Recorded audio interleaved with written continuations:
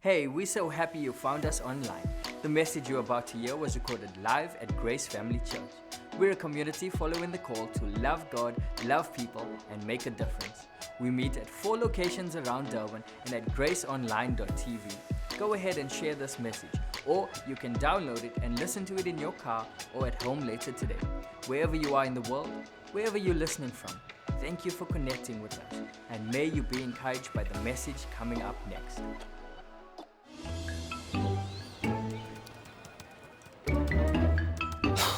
Here's the deal, Dave. It's Greg. Yeah, I know it's Greg, Dave. But here's the thing. Ever since I put you in charge of social media, it just really hasn't been working out. It's not my sweet spot. All right. I'm an accountant. First of all, you don't have to sign your name after everything. What are you, my dad? Well, again, And then I have 6 tweets after that just say google.com. Now, I can't even figure out, what was going through your brain when... Were you trying to Google from within Twitter? Please don't answer that. Long story short, my little brother is about to graduate from high school. He's got 10,000 followers. I don't know how he does it. No one does. But we're gonna put him in charge of this, okay? So go ahead and send me an electronic mail with the usernames and passwords. Think you can handle that, Dave? Or do you need to write it down on your little pen and paper here? I can handle that. Okay, great. And then after that, we're gonna talk about your future here at this company. Thank you. You want an email? I'll give you an email. Oh, that's good. I like that. Dear Hipster Doofus, here are your painfully obvious passwords.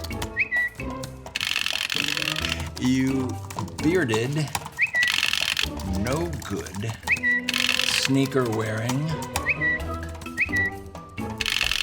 Oh, that's good. I haven't heard language like that since the Navy. Just because Daddy owns the company. Ooh, that's dark. But I like it. Hey, Greg, Yeah, Mike. you know you've been tweeting? I've been twittering!